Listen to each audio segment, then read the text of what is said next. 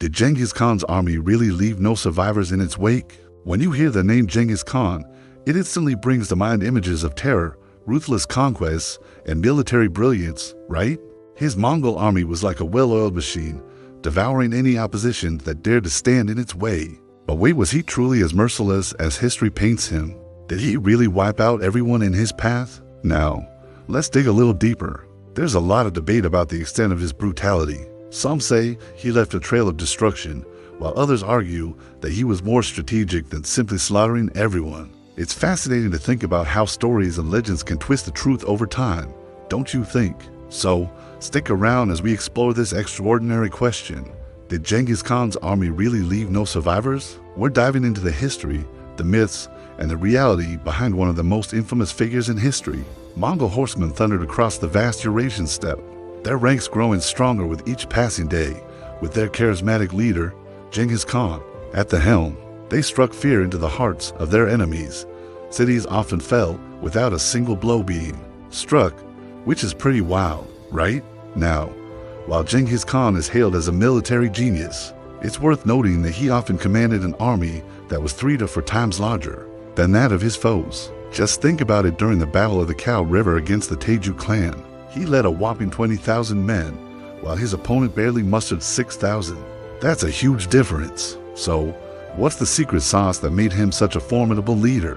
What was it about his army that inspired such terror? It's a mix of strategy, sheer numbers, and let's be real, a whole lot of charisma that made Genghis Khan a force to be reckoned with. The Mongols were ahead of their time when it came to psychological warfare, using tactics that would make anyone think twice. Their approach was straightforward but super effective. They'd send out groups of unarmed guys to deliver a message to the leaders of a city, basically saying, surrender or else. If the city gave in within 3 days, they'd get a chance to escape and save their lives. But if they decided to fight back, well, that's when things got really intense. Genghis Khan's wrath was something no one wanted to face. Most city leaders, seeing the massive army heading their way, would rather surrender than risk complete destruction. However, there were a few brave souls who thought they could call Genghis Khan's bluff. They figured his army wouldn't actually follow through on their threats. Spoiler alert, they were dead wrong. In those situations, Genghis Khan didn't hold back. He showed no mercy at all. Genghis Khan's army was seriously impressive when it came to siege warfare. Picture this: they would completely surround a city, cutting off its water supply.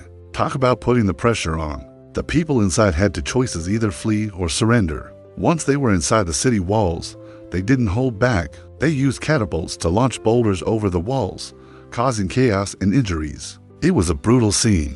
Then, they would settle in for a siege, slowly wearing down the defenders and breaking their spirits until they finally gave in. But here's the kicker: even if the defenders were ready to fight tooth and nail, Genghis Khan's army had a clever psychological trick up their sleeve. This tactic often led to cities surrendering without a single casualty on the invader's side. Pretty wild, right? Before the Mongols would even think about attacking a city, they had this wild tactic up their sleeves. Picture this: they built a massive tower right by the main gate. At the top, they toss a dead animal, usually a horse or a dog, and cover it with a tarp. Sounds a bit gruesome, right? Then, they just hang out and wait. As the stench from that tower started to waft through the city, word would spread like wildfire. People inside would start to panic, unable to escape the awful smell. Can you imagine how horrifying that must have been? Eventually, when the residents couldn't take it anymore, they jumped to conclusions. They'd think the Mongols had unleashed some kind of deadly plague on them, fearing for their lives. The city leaders would freak out and surrender without putting up a fight, and just like that, the Mongols would waltz right in, totally unopposed. It's a wild strategy, but hey, it worked for them. But have you ever wondered what happened when the Mongols rolled into a city? How did they treat the folks living there? Well, let me tell you, the Mongols had quite the reputation for being ruthless. They didn't mess around. If you resisted their rule, you were toast. They'd take out anyone who stood in their way and enslave the rest. It was a brutal scene, you know. Take the aftermath of the Battle of the Cow River, for instance. Genghis Khan was not one to show mercy. He ordered the execution of all the Teju warriors. And then there was Bukhara, an oasis town along the Silk Road. They dared to resist the Mongol invasion of Khwarezmia, and Genghis Khan responded with a massacre. It was harsh, to say the least. But here's the kicker: the Mongols weren't just tough on their enemies. They had a strict code for their own soldiers too. If a soldier deserted or disobeyed orders, it was often a death sentence. Genghis Khan believed loyalty and obedience were key to his army's success, and he expected nothing less than total commitment. Plus, looting was a big no-no any soldier caught doing that faced severe punishment, sometimes even death. This kept things in line and made sure everyone stayed focused on the mission at hand. One of the most chilling chapters in history involves the Mongol army and their brutal campaign against cities like Baghdad. Picture this: in 1258, the Mongols laid siege to Baghdad, and after a grueling 6 weeks, they took control. The aftermath was horrifying. Tens of thousands of civilians and soldiers were slaughtered. They didn't stop there. They looted and burned the Great Library of Baghdad, a treasure trove of knowledge containing hundreds of thousands of books. It's gut-wrenching to think about the loss of culture and history. The Jewish and Christian communities faced the same fate, alongside Muslim scholars and officials who stood against the invasion. Can you even imagine the fear and chaos? Then there's the story of Kiev, which faced a similar fate in 1240, led by Bachu Khan. The Mongols attacked and besieged the city. After weeks of relentless assault, they captured it and the horror unfolded again. Tens of thousands lost their lives, and the city's churches and monasteries were destroyed. Along with its vital infrastructure, the devastation was unimaginable, right? What's truly shocking is that the Mongols didn't just go after soldiers and civilians. They targeted cultural and religious institutions too. The destruction of the Great Library in Baghdad is a prime example, where not only lives were lost, but an entire world of knowledge went up in flames. The same happened in Kiev, where churches were razed, leaving scars that would take generations to heal.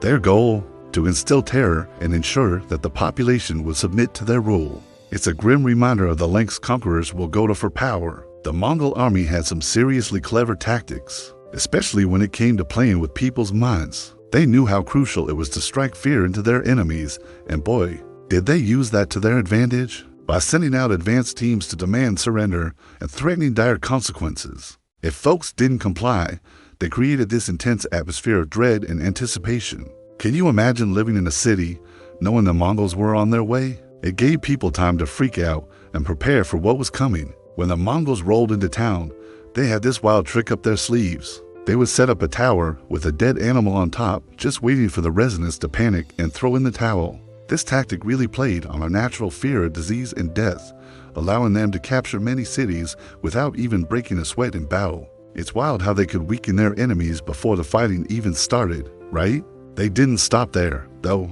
The Mongols often went after religious leaders and intellectuals, thinking these folks had a big influence on the people. By scaring or getting rid of these key figures, they could shake the foundations of the ruling class and stir up chaos among the population. This made it way easier for them to grab power and take control of the region. It's a fascinating, if a bit chilling, look at how they operated. Genghis Khan's charisma and leadership were absolutely key to the Mongol army's success, right?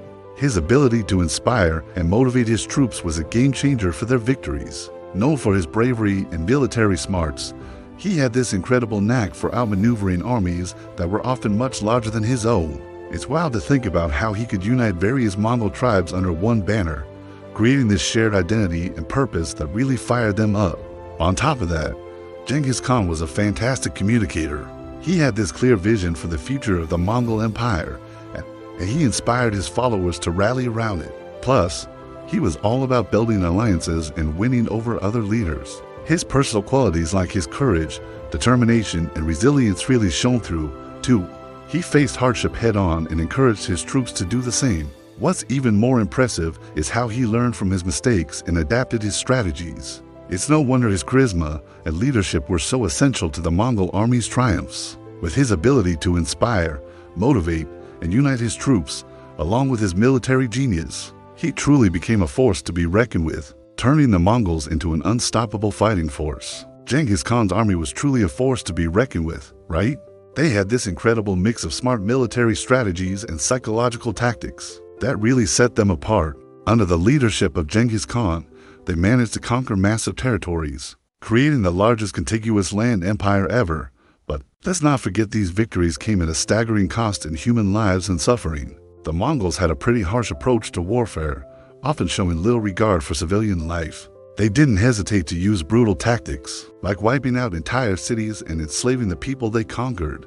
This ruthlessness was all part of their quest for power, which is honestly pretty chilling when you think about it. As we dive deeper into the history of the Mongols, it's super important to acknowledge both their military successes and the devastation they caused. Their legacy is a complex one, filled with incredible achievements and equally significant consequences. It's a wild story that definitely deserves our attention. Thank you for watching. Let us know in the comments below what you think about Genghis Khan's impact on history, and stay tuned for more videos.